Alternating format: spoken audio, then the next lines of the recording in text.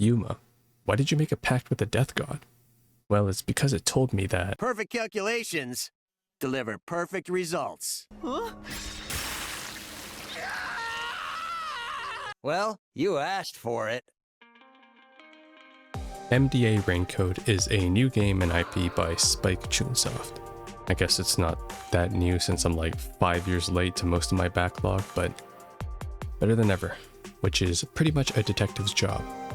This title was very fun and modest in its offerings. It's not a super long game with a lot of things to do, but that's what makes it a focused experience with a good conclusive ending in my opinion. The story is straight to the point, there aren't that many characters, and the side pieces of content are quite short, as will this video be. So let's begin. The story of Raincode is divided into 5 formal chapters with a total of 6 different cases. My overall impression is quite mixed. Chapters 0, 1, and 2 were a very strong start to the game. 0 sets the tone immediately, with the shock factor of killing off what essentially has you believing to be the main cast. This case isn't big in scope with little evidence to work on, and is a good introduction to the labyrinth system and logical procedures to orient new players. It sets the theme of death as a permanent concept as well, despite the supernatural elements of Fortes and Shinigami. Following the train ride, we're introduced to Kanai Ward, which is a very visually aesthetic little hub. The music sets the atmosphere of the city quite well, as a neon bright city with lots of people, but everyone keeps to themselves and is paranoid of their surroundings. Outsiders are rare and unwelcome by both citizens and authority, and the permanent dark skies with rain are an anomaly that nobody speaks of, and only one person holds that truth. Chapter 1 shortly follows the prologue, and I think this is the best case that fits the theme of the city, an urban legend that roams the streets killing targets based on the dark desires of the general public.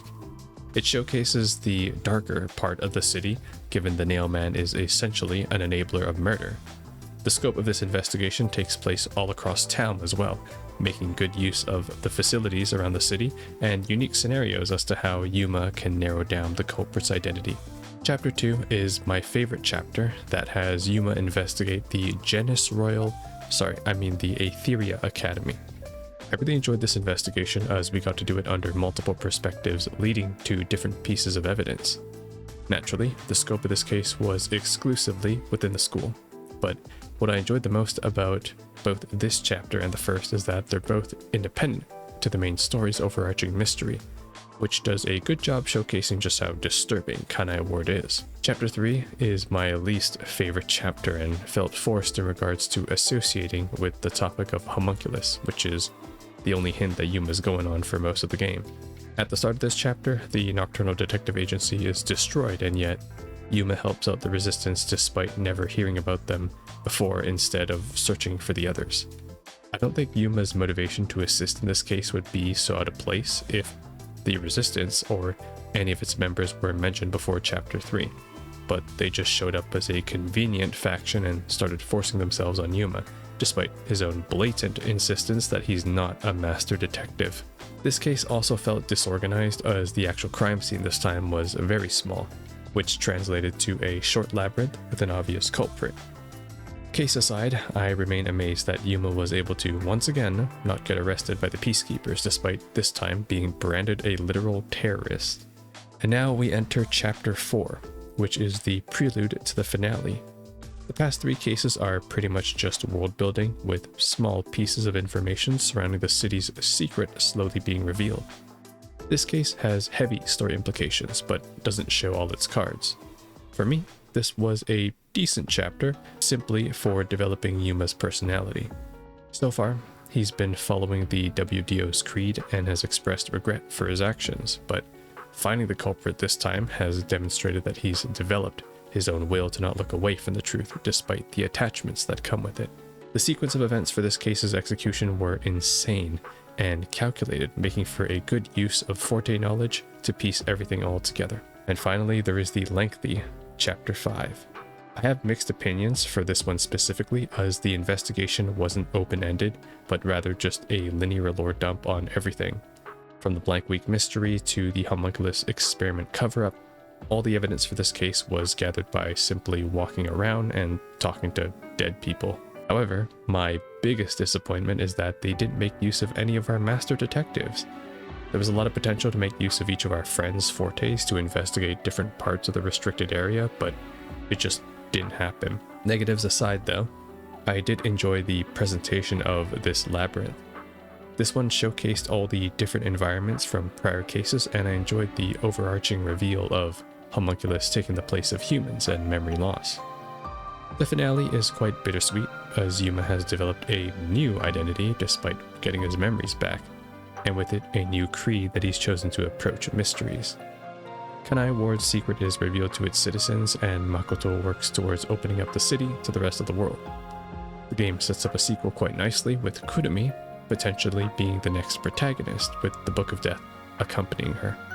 And that closes off the game.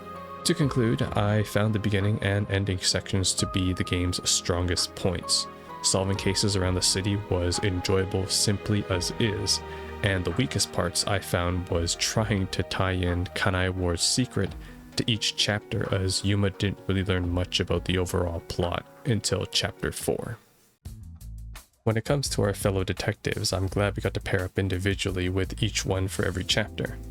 The interactions between Yuma and his colleagues really showcase how eccentric you need to be to solve and approach mysteries, given this is a world of fortes and death gods. The gaps and sub-stories really gave more context and a focused spotlight effect on each of them, which was nice given nobody shows up in the flippin' last chapter. As for the peacekeepers, I found it really confusing how they were handled. Each chapter had a dedicated peacekeeper, which was then mirrored inside the labyrinth, but a lot of them simply never reappear again. Swank, Seth, Guillaume, and Dominic never show up again after their respective chapters, and they aren't addressed at a later time, so their existence just got forgotten. I think it was a purposeful design choice since the story is quite fast-paced, and so I think they wanted the narrative to focus strictly on cases. That could be why the sub-stories also take place independently from the main game, so as to not interrupt the pace of the chapters.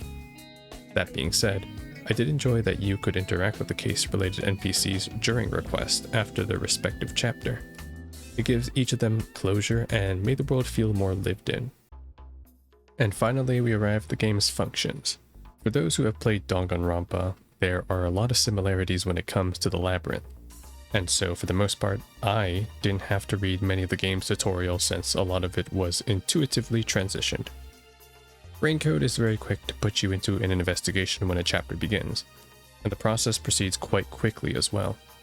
I did enjoy how fast-paced it was, since for me, it made retaining the information much easier and more impactful because I was typically able to do both an investigation and a labyrinth in about 3 hours at most. Labyrinths themselves were themed around the case's setting, and despite the puzzle structure being similar, it was nice to see unique presentation variants in each labyrinth. Outside of the main story, requests were very quick side pieces that you could accomplish in each chapter. These are all just walk and talk around the city types of errands, but they do provide more insight into the daily lives of Kanai Ward's residents. My only wish for the next Master Detective Archives game is that we get more requests that are more interactive, similar to the sub-stories. They could be formatted like Halara's, where you perform a mini investigation and you could be rewarded with a skill, instead of how you can just purchase them all in this game to incentivize players to do them. With that said, I had a blast with this game. The visuals were the main selling point for me, as the setting is very cool and calming superficially, and yet eerie and unsettling once you discover more about the city. I have high hopes for the sequel, given the effort they put into developing the epilogue, and there's a lot of potential to expand on an entire new cast of master detectives, with Yuma and Kurumi showing up as passing cameos elsewhere. As for me, I'm finally putting away my umbrella and heading to the next stop.